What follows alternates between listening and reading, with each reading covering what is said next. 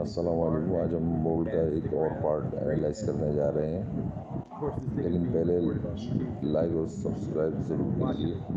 Mould design validation की command हमने select की, कोर कैविटी और मोल्ड पार्ट क्वालिटी चेक करने के बाद हमने प्ले किया। अंडरकट, क्रॉसओवर, फेस एंगल समेत हमें तमाम इंफॉर्मेशन रिसीव हो गई। अब हम फ्लो एनालिसिस के लिए गेट बनाएंगे। हमने सेंटर पॉइंट आर्क का सेलेक्ट किया तो इसने अपनी एज खुद ब खुद सेलेक्ट कर ली और पॉइंट जो है हमारा जहाँ से पार्ट फिल होगा वो वाजे हो गया, हमें दिखाई दे रहा है वो। अब हमने फ्लो एनालिसिस खोला तो मोल्डेक्स 3D की एक्सटेंशन हो गई। इसमें डेटा सोर्स हम वही रहने देते हैं, पॉलीमर ABS रहने देते हैं और सप्लायर हम देख लेते हैं जो हमारी कंपनी को मटेरियल प्रोवाइड करता है उसके साथ सेलेक्ट कर। ये निपन A&L है, मैंने सेलेक्ट कर लिया और ये सेलेक्टेड है। ग्रेड लाइन मैंने डिफ़ॉल्ट पर ही छोड़ा और अब मैं इसे एनालाइज नाउ की कमांड दे रहा हूँ। विंडो अपडेट हो गया, आप देख रहे हैं। सॉलिड मैश क्रिएट किया और एनालाइज स्टार्ट कर दिया। जब तक ये चल रहा है एनालाइज, आप प्लीज़ मेरे चैनल को लाइक, सब्सक्राइब और शेयर ज़रूर कीजिए ताकि मैं आप तक मज़ीद इंफॉर्मेशन पहुंचा सकूँ। इसमें आप देख रहे होंगे कि ये मेमोरी समेत हमारी कंप्यूटर की यूसेज है वो वाजे कर रहा है कि हम किस हद तक कंप्यूटर हमारा इसे बर्दाश्त करने के काबिल है। इसके लिए हमें लाजमी CPU ज़रा अच्छा चाहिए होगा।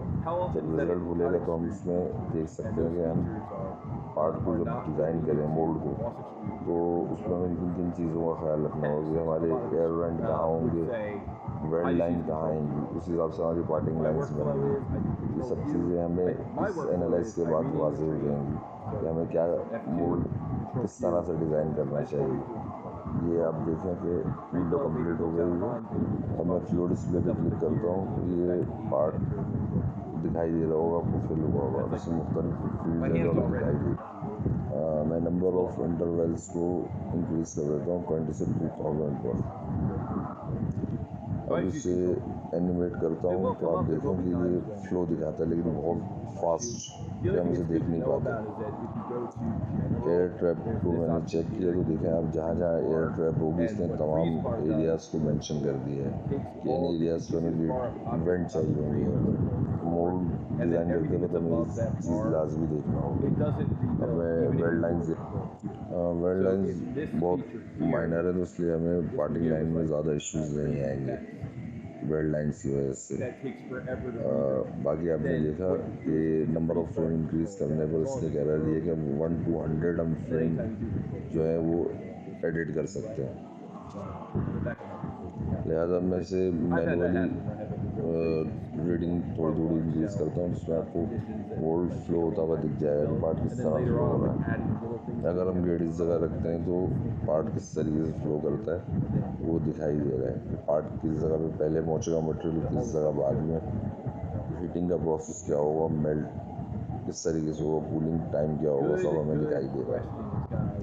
फ्लो एनालिसिस के बाद हम इसमें जो हमारी डिमांड्स हैं उसके मुताबिक हम मोल्ड को डिज़ाइन कर सकते हैं।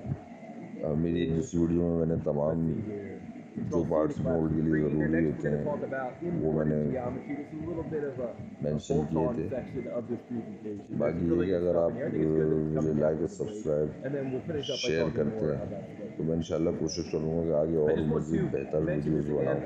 और अगर आप कमेंट करेंगे नहीं तो मुझे पता किस तरह चलेगा कि मैं कहाँ पर क्या चीज़ गलत कर रहा हूँ। मेरे दोस्त अहबाब या मुझसे नीचे के लोग जो मेरे साथ हैं वो मुझे बताते हैं चीज़ें, मगर आपका बताना और होगा अगर आप लोग मुझे गाइड करेंगे कि आपको क्या चीज़ किस तरह समझ में नहीं आई। प्लीज़ लाइक और सब्सक्राइब शेयर ज़रूर कीजिएगा।